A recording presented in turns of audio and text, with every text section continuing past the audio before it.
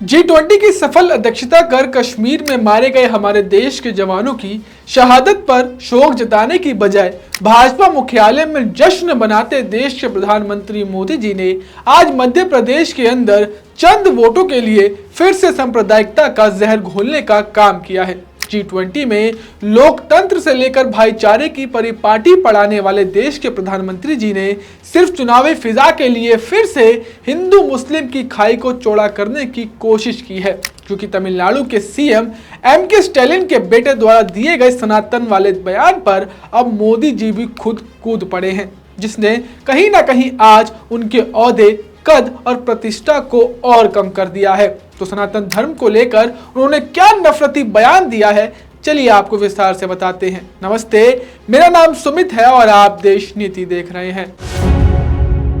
देश नीति, केवल सच्ची और पक्की खबरें।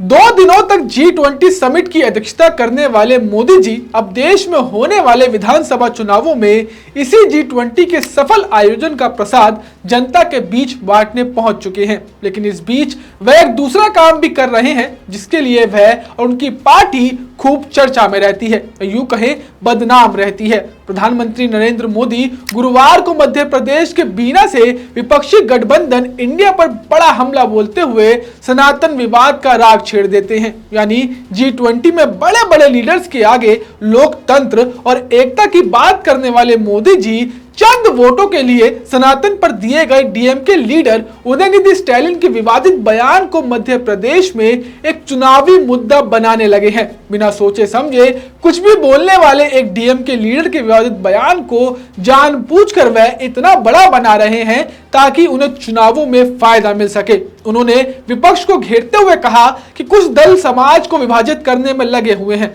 भारत की संस्कृति पर हमला करना उनका मकसद है। पीएम मोदी ने यह भी कहा कि विपक्षी गठबंधन इंडिया सनातन धर्म को खत्म करना चाहता है, भारत की संस्कृति पर हमला करना चाहता है, वह देश को गुलामी की ओर ले जाना चाहता है। अब आप सोचिए कि मध्य प्रदेश जहां चुनाव होने हैं वहां अपनी रैलियां कर रहे मोदी जी चुनावी मुद्दों पर बात ना कर विपक्ष को घेरते हुए पूरे देश में कहीं ना कहीं धार्मिक जहर फैलाने का काम कर रहे हैं। असल मुद्दों समस्याओं से जनता को साफ तौर पर भटकाकर उन्हें धर्म की अफीम चटा रहे हैं, ताकि इसी धार्मिक अफीम से वह सत्ता में वापस आए और देश की जनता इस धार्मिक हिंसा की आग में जलती रहे।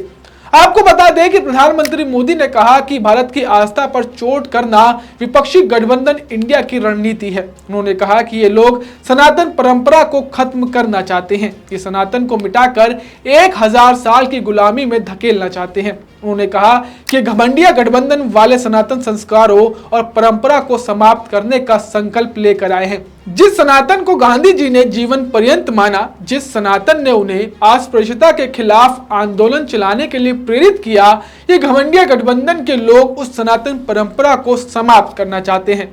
अब सोचिए कि जिस सरकार के रहते देश की एनसीईआरटी किताबों से गांधी जी के हत्यारे नाथुराम गौडसे का चैप्टर हटा दिया हो, उस आरएसएस पर लगे बैन को हटा दिया गया हो, वही सरकार के मुखिया जी आज गांधी जी के नाम पर ही वोट मांगने की कोशिश कर रहे हैं। अब ये काम कोई भाजपा का छिटपुट नेता या फिर मंत्री करता तो समझ आता, लेकिन देश के प्रधानमंत्री द्वारा ऐसे नफरत के बीज बोना कहीं ना कहीं उनके द्वारा उनके पद गरिमा का मजाक बनाना है। अब देखने वाली बात तो यह होगी कि जिस बजरंगबली के नाम पर मोदी जी ने कर्नाटक में मुंह की खाई थी, क्या ऐसा ही वह अब मध्य प्रदेश में सनातन विवाद पर बोलकर कर रहे हैं?